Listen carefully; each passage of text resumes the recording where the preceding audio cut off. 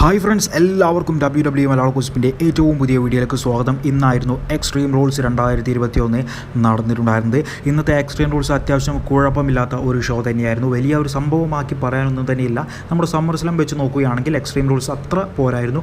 എന്നാലും ഗംഭീര ഷോ തന്നെയായിരുന്നു. അത്യാവശ്യം കുഴപ്പമില്ലാത്ത മാച്ചുകളെല്ലാം തന്നെ ഉണ്ടായിരുന്നു.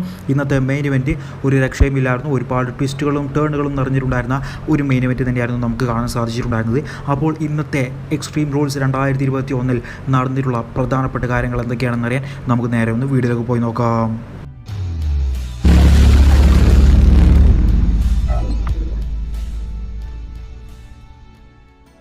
ഇന്നത്തെ എക്സ്ട്രീം റൂൾസിൻ്റെ കിക്ക് ഓഫ് മാച്ചിൽ ലിവ് മോർഗൻ വേഴ്സസ് കാർമല തമ്മിലുണ്ടായിരുന്ന ഒരു മാച്ചായിരുന്നു നടന്നിട്ടുണ്ടായിരുന്നത്. ആ ഒരു മാച്ചിൽ വിജയം ലിവ് മോർഗന് തന്നെയായിരുന്നു. അത് കഴിഞ്ഞതിന് ശേഷം മെയിൻ ഷോ തുടങ്ങുകയുണ്ടായി. മെയിൻ ഷോയിൽ ആദ്യത്തെ മാച്ച് എന്ന് പറഞ്ഞാൽ New Day versus Bobby Lashley, AJ Styles and Omos തമ്മിലുണ്ടായിരുന്ന ഒരു 6 മാൻ ടാഗ് ടീം മാച്ച് ആയിരുന്നു. ശരിക്കും WWE ആദ്യമേ തന്നെ കൺഫേം ചെയ്യാത്ത ഒരു മാച്ച് തന്നെയായിരുന്നു ഇന്നത്തെ ആദ്യത്തെ മാച്ചായിട്ട് തന്നെ നടന്നിട്ടുണ്ടായിരുന്നത്. പറയാതിരിക്കാൻ വയ്യ, അത്യാവശ്യം അടിപൊളി മാച്ചായിട്ട് തന്നെ എനിക്ക് തോന്നിയിട്ടുണ്ടായിരുന്നു. നല്ല രീതിയിൽ തന്നെയുള്ള പെർഫോമൻസ് ഇവർ 6 പേരും കൂടി നടത്തുന്നതെല്ലാം തന്നെ നമുക്ക് കാണാൻ സാധിച്ചിട്ടുണ്ടായിരുന്നു. അങ്ങനെ ആ ഒരു മാച്ചിൻ്റെ ഏറ്റവും അവസാന ഭാഗങ്ങളെല്ലാം തന്നെ ആയപ്പോഴേക്കും AJ സ്റ്റൈൽസ് അടി കിട്ടി അവിടെ റിങ്ങിൽ കിടക്കുകയായിരുന്നു. അപ്പോൾ തന്നെ ബോബി ലാഷ്ലി AJ സ്റ്റൈൽസിനെ എടുത്ത് പിടിച്ചുകൊണ്ട് അവരുടെ കോർണറിലേക്ക് വെക്കുകയും എന്നിട്ട് AJ സ്റ്റൈൽസിനെ ടാഗ് ചെയ്തുകൊണ്ട് ബോബി ലാഷ്ലി അകത്തേക്ക് കയറുകയും ചെയ്തിട്ടുണ്ടായിരുന്നു. എന്നിട്ട് ബോബി ലാഷ്ലിയും ക്സാവിയർ വുഡ്സും തമ്മിൽ ഒരു ഫൈറ്റ് അവിടെ നടക്കുകയുണ്ടായി. അത് കഴിഞ്ഞതിന് ശേഷം നമ്മുടെ ക്സാവിയർ വുഡ്സിനെ ബോബി ലാഷ്ലി അദ്ദേഹത്തിൻ്റെ സ്പിയർ ചെയ്യാൻ വേണ്ടിയിട്ട് റെഡിയായി നിൽക്കുകയായിരുന്നു. പക്ഷേ ആ ഒരു സ്പിയർ ചെയ്യാൻ വേണ്ടി നിൽക്കുന്ന സമയത്ത് തന്നെ AJ സ്റ്റൈൽസ് പുറകിൽ നിന്നും ഒരു അൺനോൺ ടാഗ് ചെയ്യുകയുണ്ടായി ബോബി ലാഷ്ലിയെ. ബോബി ലാഷ്ലിക്ക് ശരിക്കും അത് ഇഷ്ടപ്പെട്ടില്ലായിരുന്നു. പക്ഷേ പിന്നീട് AJ സ്റ്റൈൽസ് അവിടെ നിന്നും മത്സരിക്കുന്നതിൻ്റെ ഇടയിൽ ബോബി ലാഷ്ലി വീണ്ടും അതേ രീതിയിൽ തന്നെ AJ സ്റ്റൈൽസിനെ അൺനോൺ ടാഗ് ചെയ്യുകയുണ്ടായി. അങ്ങനെ ടാഗ് ചെയ്തതിന് ശേഷം ഒരു സ്പിയർ ചെയ്യാൻ വേണ്ടിയിട്ടായിരുന്നു ബോബി ലാഷ്ലി ഓടി വന്നിട്ടുണ്ടായിരുന്നത്. പക്ഷേ ആ ഒരു സ്പിയർ ചെയ്തിട്ടുണ്ടായിരുന്നത് AJ സ്റ്റൈൽസിനെ ആയിപ്പോയി. അവിടെ മുമ്പിൽ നിന്നിട്ടുണ്ടായിരുന്ന ബിഗി അവിടെ നിന്നും മാറുകയും AJ സ്റ്റൈൽസിനെ സ്പിയർ ചെയ്യുകയും ചെയ്തിട്ടുണ്ടായിരുന്നു. അതോടുകൂടി AJ സ്റ്റൈൽസ് അവിടെ വീഴുകയും ബോബി ലാഷ്ലി റിങ്ങിന് പുറത്തേക്ക് റിംഗ് സൈഡിലേക്ക് എത്തുകയും ചെയ്തിട്ടുണ്ടായിരുന്നു. ബിഗി ഒരു ബിഗ് എൻഡിങ് ചെയ്തുകൊണ്ട് AJ സ്റ്റൈൽസിനെ തോൽപ്പിച്ചുകൊണ്ട് ആ ഒരു മാച്ചിൽ വിജയിക്കുന്ന കാഴ്ച തന്നെയായിരുന്നു നമുക്ക് കാണാൻ സാധിച്ചിട്ടുണ്ടായിരുന്നത്. ഇതൊരു എബോവ് ആവറേജ് മാച്ചായിട്ട് എനിക്ക് തോന്നിയിട്ടുണ്ടായിരുന്നു. ഇത് കഴിഞ്ഞതിന് ശേഷം നടന്നിട്ടുണ്ടായിരുന്ന match SmackDown tag team ചാമ്പ്യൻഷിപ്പിന് വേണ്ടിയിട്ടുള്ള മാച്ചായിരുന്നു. ഉസോസ് വേഴ്സസ് സ്ട്രീറ്റ് പ്രോഫിറ്റ്സ് തമ്മിലുണ്ടായിരുന്ന ഒരു മാച്ചായിരുന്നു. ഇതും അത്യാവശ്യം കുഴപ്പമില്ലാത്തൊരു മാച്ചായിട്ട് തന്നെയായിരുന്നു എനിക്ക് തോന്നിയിട്ടുണ്ടായിരുന്നത്. ഈ ഒരു മാച്ചിൽ നമ്മുടെ മോണ്ടസ് ഫോർഡിനെ കഴിഞ്ഞ സ്മാക്ക് ഡൗണിൽ പറ്റിയിട്ടുണ്ടായിരുന്ന ആ ഒരു ഇഞ്ചുറി വെച്ചുകൊണ്ടെല്ലാം തന്നെയായിരുന്നു അദ്ദേഹം ഈ ഒരു മാച്ചിന് പങ്കെടുക്കാൻ വേണ്ടി വന്നിട്ടുണ്ടായിരുന്നത്. അദ്ദേഹത്തിൻ്റെ അരഭാഗത്ത് ഒരു കെട്ടെല്ലാം തന്നെ ഉണ്ടായിരുന്നു. ആ കെട്ടെല്ലാം തന്നെ ഉസോസ് പൊട്ടിച്ചിടുന്ന കാഴ്ചകളെല്ലാം തന്നെ കാണാൻ സാധിച്ചു. അദ്ദേഹത്തിന് ഇത്രത്തോളം പരിക്കുകൾ പറ്റിയിട്ട് നല്ല രീതിയിലുള്ള പെർഫോമൻസ് മോണ്ടസ് ഫോർഡ് നടത്തുന്നതെല്ലാം തന്നെ നമുക്ക് കാണാൻ സാധിച്ചിട്ടുണ്ടായിരുന്നു. അങ്ങനെ ആ ഒരു മാച്ചിൻ്റെ ഏറ്റവും അവസാന ഭാഗങ്ങളെല്ലാം തന്നെ ആയപ്പോഴേക്കും ജെ ഉസോയും ജിമ്മി ഉസോയും കൂടി ചേർന്നുകൊണ്ട് ഒരു ഡബിൾ സൂപ്പർ കിക്ക് ചെയ്യുകയും അതുപോലെ തന്നെ അവർ രണ്ടുപേരും രണ്ട് സൈഡിലെ കോർണറിൽ കയറിക്കൊണ്ട് ഒരു ഡബിൾ സ്പ്ലാഷ് ചെയ്യുകയും ചെയ്തിട്ടുണ്ടായിരുന്നു.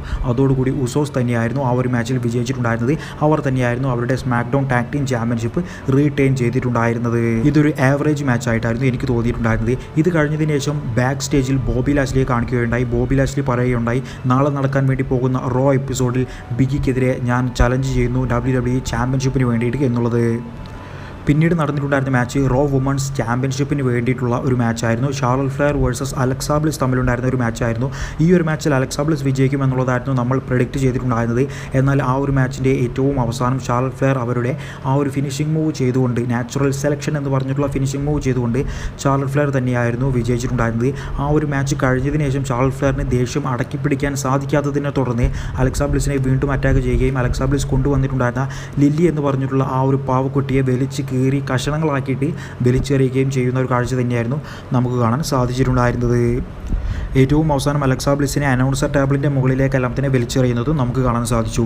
ഇതും ഒരു എബോവ് ആവറേജ് മാച്ചായിട്ട് എനിക്ക് തോന്നിയിട്ടുണ്ടായിരുന്നു. ആ ഒരു മാച്ച് കഴിഞ്ഞതിന് ശേഷം അലക്സാ ബ്ലിസിൻ്റെ വായിൽ നിന്നും പത വരുന്നതും അലക്സാ ബ്ലിസ് ലില്ലിയെയും കൊണ്ട് കരഞ്ഞുകൊണ്ട് ബാക്ക് സ്റ്റേജിലേക്ക് പോകുന്നതും ഫാൻസുകളെല്ലാവരും താങ്ക് യു ലില്ലി എന്ന് ചാൻറ്റ് ചെയ്യുന്നതും നമുക്ക് കേൾക്കാൻ സാധിച്ചു. പിന്നീടായിരുന്നു Damian Priest versus Jeff Hardy versus Sheamus തമ്മിലുണ്ടായിരുന്ന യുണൈറ്റഡ് സ്റ്റേറ്റ്സ് ചാമ്പ്യൻഷിപ്പിന് വേണ്ടിയിട്ടുള്ള മാച്ച് നടന്നിട്ടുണ്ടായിരുന്നത്. കിഡിലൻ മാച്ച് തന്നെയായിരുന്നു, അടിപൊളി മാച്ച് തന്നെയായിരുന്നു. ഈ ഒരു മാച്ച് തുടങ്ങിയ സമയത്ത് ഞാൻ പറഞ്ഞിട്ടുണ്ടായിരുന്നത്, അല്ലെങ്കിൽ ഞാൻ വിചാരിച്ചിട്ടുണ്ടായിരുന്നത്, ജഫാഡി വളരെയധികം മോശം പെർഫോമൻസ് ആണല്ലോ, ഡാമിയൻ പ്രീസ്റ്റിൻ്റെയും ഷെയ്മസിൻ്റെയും ലെവലിലേക്ക് ജഫാഡി എത്തുന്നില്ലല്ലോ, അദ്ദേഹത്തെ റിട്ടയർ ചെയ്യിപ്പിക്കുന്നതാണ് നല്ലത് എന്നെല്ലാം തന്നെയായിരുന്നു. പക്ഷേ ആ ഒരു മാച്ച് കഴിഞ്ഞപ്പോഴേക്കും ജഫാഡി എൻ്റെ ആ മനസ്സിലുള്ള തോന്നൽ വരെ മാറ്റിക്കളഞ്ഞു. കാരണം ജഫാഡിയുടെ ഒരു കിഡിലൻ പെർഫോമൻസ് തന്നെയായിരുന്നു ഇന്നത്തെ മാച്ചിൽ നമുക്ക് കാണാൻ സാധിച്ചിട്ടുണ്ടായിരുന്നത്. ജഫാഡിയുടെ ഒരുപാട് നാളുകൾക്ക് ശേഷം നല്ലൊരു പെർഫോമൻസ് കാണണമെന്ന് നിങ്ങൾക്ക് ആഗ്രഹമുണ്ട് എങ്കിൽ തീർച്ചയായിട്ടും ഈ മാച്ച് നിങ്ങൾക്ക് കണ്ടു നോക്കാവുന്നതാണ്. ആ ഒരു മാച്ചിൻ്റെ ഏറ്റവും അവസാന ഭാഗങ്ങളെല്ലാം തന്നെ ആയപ്പോഴേക്കും ഡാമിയൻ പ്രീസ്റ്റ് അദ്ദേഹത്തിൻ്റെ റെക്കണിംഗ് എന്ന് പറഞ്ഞിട്ടുള്ള ഫിനിഷിംഗ് മൂവ് ചെയ്യാൻ വേണ്ടി നിൽക്കുകയായിരുന്നു ജഫാഡിയെ. ആ ഒരു സമയത്ത് ആ ഒരു മൂവിനെ റിവേഴ്സ് ചെയ്തുകൊണ്ട് ട്വിസ്റ്റ് ഓഫ് ഫേറ്റ് എന്ന് പറഞ്ഞിട്ടുണ്ടായിരുന്നത് നമ്മുടെ ജഫാഡിയുടെ മൂവ് തന്നെയായിരുന്നു അദ്ദേഹം ചെയ്തിട്ടുണ്ടായിരുന്നത്.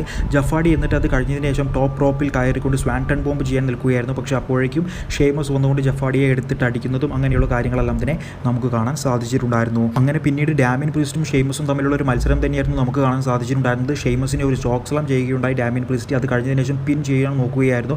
പക്ഷേ ആ ഒരു സമയത്ത് തന്നെയായിരുന്നു ജഫാഡിയുടെ ഒരു സ്വാൻടൺ ബോംബ് നമുക്ക് കാണാൻ സാധിച്ചിട്ടുണ്ടായിരുന്നത്. ശരിക്കും ഞാൻ ജഫാഡി ആ ഒരു മാച്ചിൽ വിജയിച്ചു എന്ന് തന്നെ പ്രതീക്ഷിച്ചിട്ടുള്ളതായിരുന്നു. പക്ഷേ അപ്പോഴേക്കും ഷെയ്മസ് വന്ന് വീണ്ടും ഇടയിൽ കയറുകയും ഷെയ്മസ് ജഫാഡിയെ ഒരു ബ്രോക്കിക്ക് ചെയ്യുകയും എന്നിട്ട് ഡാമിയൻ പ്രീസ്റ്റ് ആ ഒരു സമയം മുതലെടുത്തുകൊണ്ട് ഷെയ്മസിനെ ഒരു റോളപ്പ് പിന്നിലൂടെ തോൽപ്പിച്ചുകൊണ്ട് ഡാമിയൻ പ്രീസ്റ്റ് തന്നെയായിരുന്നു ആ ഒരു മാച്ചിൽ വിജയിച്ചിട്ടുണ്ടായിരുന്നത്.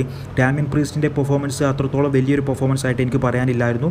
ജഫാഡിയുടെയും ഷെയ്മസിൻ്റെയും പെർഫോമൻസ് ആയിരുന്നു ഇന്നത്തെ ഈ ഒരു മാച്ചിൽ എടുത്തു പറയേണ്ടിയിരിക്കുന്നത്. അതുകൊണ്ട് തന്നെ ഡാമിയൻ പ്രീസ്റ്റ് ഒരു റോളപ്പ് പിന്നിലൂടെ വിജയിച്ചത് നല്ല കാര്യം തന്നെയാണ്. ഇതും ഒരു എബോവ് ആവറേജ് മാച്ചായിട്ട് എനിക്ക് തോന്നിയിട്ടുണ്ടായിരുന്നു. പിന്നീട് അത് കഴിഞ്ഞതിന് ശേഷം ബാക്ക് സ്റ്റേജിൽ ബിഗിയെ കാണിക്കുകയുണ്ടായി. ബിഗി വന്നുകൊണ്ട് പറയുകയുണ്ടായി നാളെ നടക്കാൻ വേണ്ടി പോകുന്ന റോ എപ്പിസോഡ് കിക്ക് ഓഫ് ചെയ്യാൻ വേണ്ടി പോകുന്നത് ബിഗി വേഴ്സസ് ബോബി ലാഷ്ലി തമ്മിലുള്ള WWE ചാമ്പ്യൻഷിപ്പിന് വേണ്ടിയിട്ടുള്ള ഒരു മാച്ചിലൂടെ ആയിരിക്കും എന്നുള്ളത്. പിന്നീട് നടന്നിട്ടുണ്ടായിരുന്ന മാച്ച് സ്മാക്ഡൗൺ വുമൺസ് ചാമ്പ്യൻഷിപ്പിന് വേണ്ടിയിട്ടുള്ള മാച്ചായിരുന്നു. Becky Lynch versus Bianca Belair തമ്മിലുണ്ടായിരുന്ന മാച്ചായിരുന്നു. ആ ഒരു മാച്ചിൻ്റെ ഏറ്റവും അവസാനം ബിയങ്ക ബ്ലെയർ ബെക്കി ലിഞ്ചിനെ KOD എന്ന് പറഞ്ഞിട്ടുള്ള അവരുടെ ഫിനിഷിംഗ് മൂവ് ചെയ്യാൻ വേണ്ടി നിൽക്കുകയായിരുന്നു. ആ ഒരു സമയത്തായിരുന്നു സാഷ ബാങ്ക്സ് അവിടേക്കും ഓടി വന്നിട്ടുണ്ടായിരുന്നതും ബിയങ്ക ബ്ലെയറിനെ നല്ല രീതിയിൽ അറ്റാക്ക് ചെയ്തിട്ടുണ്ടായിരുന്നതും ആ ഒരു മാച്ച് ഡിസ്ക്വാളിഫൈ ചെയ്തിട്ടുണ്ടായിരുന്നതും ഡിസ്ക്വാളിഫിക്കേഷനിലൂടെ ബെക്കി ലിഞ്ച് വിജയിച്ചിട്ടുണ്ടായിരുന്നതും. മാച്ച് കഴിഞ്ഞതിന് ശേഷം ബെക്കി ലിഞ്ച് സാഷ ബാങ്ക്സിന് കൈ കൊടുക്കാൻ വേണ്ടി പോയിട്ടുണ്ടായിരുന്നു. പക്ഷേ അപ്പോഴേക്കും സാഷ ബാങ്ക്സ് ബെക്കി ലിഞ്ചിനെ അടിച്ചിടുന്ന ഒരു കാഴ്ച തന്നെയായിരുന്നു നമുക്ക് കാണാൻ സാധിച്ചിട്ടുണ്ടായിരുന്നത്. അപ്പോൾ മിക്കവാറും ഇവർ 3 പേരും തമ്മിലുള്ള ഒരു ട്രിപ്പിൾ ത്രെറ്റ് മാച്ച് തന്നെയായിരിക്കും അടുത്തതായിട്ട് നടക്കാൻ വേണ്ടി പോകുന്ന പേപ്പർ വ്യൂവിൽ നമുക്ക് കാണാൻ സാധിക്കുക എന്ന് തന്നെയാണ് എനിക്ക് മനസ്സിലാക്കാൻ സാധിക്കുന്നത്. അതും ഒരു ഗംഭീര മാച്ചായിട്ട് എനിക്ക് തോന്നിയിട്ടുണ്ടായിരുന്നു. പിന്നീടായിരുന്നു ഇന്നത്തെ മെയിൻ ഇവൻറ്റ് നടന്നിട്ടുണ്ടായിരുന്നത്. ഇന്നത്തെ എക്സ്ട്രീം റൂൾസിൽ നടന്നതിൽ വെച്ച് ഏറ്റവും മികച്ച മാച്ച്, നമ്മളെല്ലാവരും തന്നെ കാത്തിരുന്ന ആ ഒരു match, Roman Reigns versus Demon King Finn Balor തമ്മിലുണ്ടായിരുന്ന മാച്ച്. റോമൻ റെയിൻസിൻ്റെ സ്ട്രീക്ക് പോകുമോ ഡീമൻ കിങ്ങിൻ്റെ സ്ട്രീക്ക് പോകുമോ, ആരുടെ സ്ട്രീക്കായിരിക്കും തോറ്റു കൊടുക്കുക എന്നുള്ളത് അറിയാൻ വേണ്ടിയിട്ട് നമ്മളെല്ലാവരും തന്നെ കാത്തിരുന്നിട്ടുണ്ടായിരുന്ന ആ ഒരു മാച്ചായിരുന്നു പിന്നീട് നടന്നിട്ടുണ്ടായിരുന്നത്. കിഡിലൻ മാച്ച് തന്നെയായിരുന്നു. രണ്ടുപേരും നല്ല രീതിയിൽ പെർഫോം ചെയ്തു. ആദ്യം തന്നെ ഏറ്റവും കൂടുതൽ അടി കൊടുത്തിട്ടുണ്ടായിരുന്നത് ഫിൻ ബാലർ തന്നെയായിരുന്നു. റോമൻ റെയിൻസ് കെൻഡോസ്റ്റിക്ക് ഒരൊറ്റ കെൻഡോസ്റ്റിക്ക് എടുത്ത് വന്നപ്പോഴേക്കും ഫിൻ ബാലർ 4 കെൻഡോസ്റ്റിക്കുകൾ അടങ്ങിയിട്ടുള്ള ഒരു ഗ്രൂപ്പ് ഓഫ് കെൻഡോസ്റ്റിക്ക് ഉപയോഗിച്ചുകൊണ്ടായിരുന്നു റോമൻ റെയിൻസിനെ അട്ടപ്പട്ടലം അടിച്ചിട്ടുണ്ടായിരുന്നത്.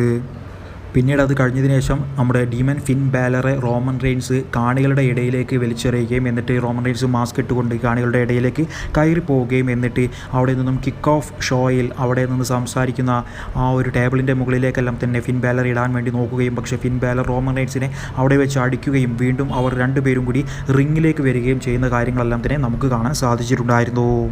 പിന്നീട് അത് കഴിഞ്ഞതിന് ശേഷം റോമൻ റെയിൻസിൻ്റെ വക ഒരു സൂപ്പർമാൻ പഞ്ച് കിട്ടുകയുണ്ടായി. ഫിൻ ബാലർ അതിൽ നിന്നും കിക്ക് ഔട്ട് ചെയ്യുകയുണ്ടായി. അത് കഴിഞ്ഞതിന് ശേഷം ഫിൻ ബാലർ അദ്ദേഹത്തിന് സ്ലിംഗ് ബ്ലേഡ് എന്ന് പറഞ്ഞിട്ടുണ്ടായിരുന്ന ആ ഒരു മൂവ് ചെയ്യുകയുണ്ടായി. പക്ഷേ ആ ഒരു സ്ലിംഗ് ബ്ലേഡ് ചെയ്ത് നിൽക്കുന്ന ആ ഒരു ഉടനെ തന്നെ റോമൻ റെയിൻസിൻ്റെ വക ഒരു സ്പിയർ തന്നെയായിരുന്നു നമുക്ക് കാണാൻ സാധിച്ചിട്ടുണ്ടായിരുന്നത്. ശരിക്കും ആ ഒരു സ്പിയറിലൂടെയും നമ്മുടെ ഡീമൻ കിങ് ഫിൻ ബാലറെ തോൽപ്പിക്കാൻ റോമൻ റെയിൻസിന് സാധിച്ചിട്ടില്ലായിരുന്നു. ഡീമൻ കിങ് കിക്ക് ഔട്ട് ചെയ്യുകയുണ്ടായി. പക്ഷേ ഡീമൻ കിങ് കിക്ക് ഔട്ട് ചെയ്തിട്ടുണ്ടായിരുന്നത് വെറൈറ്റി രീതിയിലായിരുന്നു. ഒരു ലോ ബ്ലോ കൊണ്ടായിരുന്നു ഡീമൻ കിങ് കിക്ക് ഔട്ട് ചെയ്തിട്ടുണ്ടായിരുന്നത്. റോമൻ റെയിൻസിൻ്റെ ശരിക്കും കഥ കഴിഞ്ഞു എന്നുള്ള രീതിയിലെല്ലാം തന്നെയായിരുന്നു നിന്നിട്ടുണ്ടായിരുന്നത്. ആ ഒരു ലോ ബ്ലോ ചെയ്തതിന് ശേഷം ഒരു ഡൈവ് കൂടി ചെയ്യുകയുണ്ടായി പുറത്തേക്ക്. എന്നിട്ട് റോമൻ റെയിൻസിനെ വീണ്ടും അകത്തേക്ക് കയറ്റിയിടുകയും കോപ്പ് ഡേ ഗ്രേസ് എന്ന് പറഞ്ഞിട്ടുള്ള അദ്ദേഹത്തിൻ്റെ ഫിനിഷിംഗ് മൂവും കൂടിയായിരുന്നു ഫിൻ ബാലർ ചെയ്തിട്ടുണ്ടായിരുന്നത്. പക്ഷേ ആ ഒരു കോപ്പ് ഡേ ഗ്രേസ് ചെയ്ത് നിൽക്കുന്ന പിൻ ചെയ്യാൻ വേണ്ടി നിൽക്കുന്ന ഫിൻ ബാലറെ വീണ്ടും പുറകിൽ നിന്നും വന്നുകൊണ്ട് ഉസോസ് വലിച്ചെടുക്കുന്ന ഒരു കാഴ്ച തന്നെയായിരുന്നു നമുക്ക് കാണാൻ സാധിച്ചിട്ടുണ്ടായിരുന്നത്.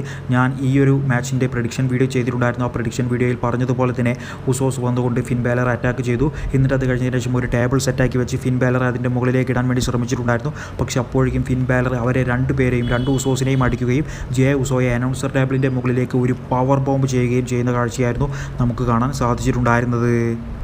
പിന്നീട് ബാരിക്കേഡിൻ്റെ മുകളിലേക്ക് ഫിൻ ബാലറെ ഒരു സ്പിയർ ചെയ്യുകയുണ്ടായി. പക്ഷേ അതിൽ നിന്നും ഫിൻ ബാലർ ഉടനെ തന്നെ അദ്ദേഹത്തിൻ്റെ റെഡ് ലൈറ്റ് അവിടെ വരികയും ഫിൻ ബാലറിന് പ്രത്യേകിച്ച് എന്തോ ഒരു ശക്തി കിട്ടിയ അതേ രീതിയിൽ ഫിൻ ബാലർ എഴുന്നേറ്റ് വരികയും ഫിൻ ബാലർ വന്നുകൊണ്ട് റോമൻ റെയിൻസിനെ അട്ടപ്പട്ടലം അടിക്കുകയും എന്നിട്ട് റോമൻ റെയിൻസിനെ റിങ്ങിലേക്ക് ഇടുകയും അദ്ദേഹം വീണ്ടും കോപ്പ് ഡെ ഗ്രേസ് എന്ന് പറഞ്ഞിട്ടുള്ള അദ്ദേഹത്തിൻ്റെ ഫിനിഷിംഗ് മൂവ് ചെയ്യാൻ വേണ്ടിയിട്ട് ടേൺ ബക്കിളിൻ്റെ മുകളിൽ കയറി നിൽക്കുകയും ചെയ്യുന്ന സമയത്തായിരുന്നു അത് സംഭവിച്ചിട്ടുണ്ടായിരുന്നത്. ടോപ്പ് റോപ്പ് പൊളിഞ്ഞ് വീണിരിക്കുകയാണ് ഗായ്സ്. ടോപ്പ് ടേൺ ബക്കിൾ ഒടിഞ്ഞു മടങ്ങി നിലത്തേക്ക് ഫിൻ ബാലർ വീഴുന്ന ഒരു കാഴ്ച തന്നെയായിരുന്നു നമുക്ക് കാണാൻ സാധിച്ചിട്ടുണ്ടായിരുന്നത്. അങ്ങനെ ഫിൻ ബാലർ അവിടെ നിന്നും നിലത്തേക്ക് വീഴുകയും അദ്ദേഹത്തിൻ്റെ കാൽമുട്ടിന് ചെറിയൊരു പരിക്ക് പറ്റുകയും ആ ഒരു അവസരം മുതലെടുത്തുകൊണ്ട് റോമൻ റെയിൻസ് ഒരു സ്പിയർ ചെയ്യുകയും ഫിൻ ബാലറെ തോൽപ്പിച്ചുകൊണ്ട് റോമൻ റെയിൻസ് തൻ്റെ യൂണിവേഴ്സൽ ചാമ്പ്യൻഷിപ്പ് റിട്ടേൺ ചെയ്യുകയും ചെയ്യുന്ന ഒരു കാഴ്ച തന്നെയായിരുന്നു നമുക്ക് കാണാൻ സാധിച്ചിട്ടുണ്ടായിരുന്നത്. ശരിക്കും ആ ഒരു മാച്ചിൻ്റെ ഏറ്റവും അവസാനം ഡീമൻ കിങ്ങിന് ആ ഒരു റെഡ് ലൈറ്റ് വന്നപ്പോൾ പ്രത്യേകിച്ചൊരു പവർ കിട്ടിയ സമയത്ത് ഞാൻ തന്നെ വിചാരിച്ചിട്ടുണ്ടായിരുന്നു എന്തായാലും ഡീമൻ കിങ് റോമൻ റെയിൻസിൻ്റെ സ്ട്രീക്ക് തോൽപ്പിക്കും എന്നുള്ളത്. ഞാൻ എൻ്റെ ലൈവ് റിയാക്ഷൻ വീഡിയോയിലും അത് തന്നെ പറഞ്ഞിട്ടുണ്ടായിരുന്നു. എൻ്റെ ലൈവ് റിയാക്ഷൻ വീഡിയോ നിങ്ങൾ കണ്ടിട്ടില്ല എന്നുണ്ടെങ്കിൽ നമ്മുടെ ചാനലിൽ തന്നെ ഉണ്ടായിരിക്കും. ലൈവ് റിയാക്ഷൻ അല്ലെങ്കിൽ ലൈവ് കമൻട്രി എന്ന് പറഞ്ഞിട്ടുള്ള ആ ഒരു സെഷനിൽ ഏറ്റവും അവസാനം പോയി നോക്കിയാൽ ഞാൻ എന്തൊക്കെയാണോ വിചാരിച്ചിട്ടുള്ളത് അതെല്ലാം തന്നെ ഞാൻ ആ ഒരു വീഡിയോയിലൂടെ പറയുന്നതാണ്. അപ്പോൾ ഇന്നത്തെ എക്സ്ട്രീം റൂൾസ് എനിക്ക് വളരെയധികം ഇഷ്ടപ്പെട്ടിട്ടുണ്ടായിരുന്നു. എനിക്ക് ഇന്നത്തെ എക്സ്ട്രീം റൂൾസിൽ ഏറ്റവും കൂടുതൽ ഇഷ്ടപ്പെട്ടിട്ടുണ്ടായിരുന്നത് മെയിൻ ഇവൻ്റ് തന്നെയായിരുന്നു, യൂണിവേഴ്സൽ ചാമ്പ്യൻഷിപ്പ്. നിങ്ങൾക്ക് ഏറ്റവും കൂടുതൽ ഇഷ്ടപ്പെട്ടിട്ടുണ്ടായിരുന്ന മാച്ച് ഏതാണെന്നുള്ളത് വീഡിയോയുടെ താഴെ കമൻറ്റ് ചെയ്യുക. നിങ്ങൾക്ക് വീഡിയോ ഇഷ്ടപ്പെടുമെങ്കിൽ ലൈക്ക് ചെയ്യുക, നിങ്ങളുടെ ഫ്രണ്ട്സിനൊന്ന് ഷെയർ ചെയ്യുക. ഈ ചാനൽ ഇതുവരെ സബ്സ്ക്രൈബ് ചെയ്തിട്ടില്ലെങ്കിൽ ഉടനെ തന്നെ സബ്സ്ക്രൈബ് ചെയ്ത് തൊട്ടടുത്തുള്ള ബെൽ ഐക്കൺ കൂടി ക്ലിക്ക് ചെയ്യുക.